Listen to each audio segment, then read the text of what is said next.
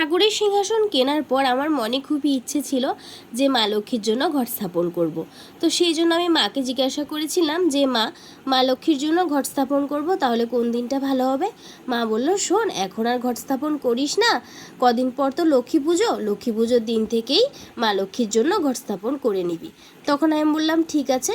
তো আজকে লক্ষ্মী পুজোর পর প্রথম বৃহস্পতিবারে পুজো করতে গেলে একটু সময় লাগে, তাই আজকে আমার পুজোতে বসতে একটু দেরি হয়ে গেল। সকালবেলা ঘুম থেকে উঠে বাসি কাজ সেরে সমস্ত কিছু জোগাড় করে আমি লক্ষ্মীর ঘট স্থাপন করে পুজো করতে চলে এলাম।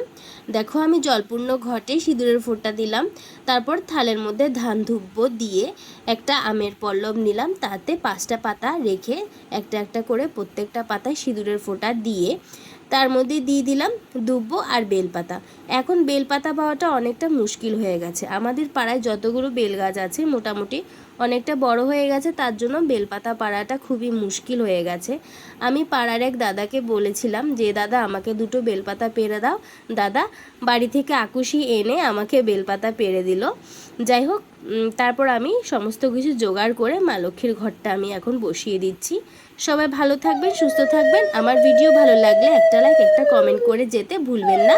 আর যারা আমার চ্যানেলে নতুন বন্ধু আছেন, প্লিজ আমাকে একটা ফলো করে দিয়ে পাশে থাকবেন। টাটা। মা লক্ষ্মী সবার মঙ্গল করুক, সবার ঘরে ধনে জনে পূর্ণ করুক।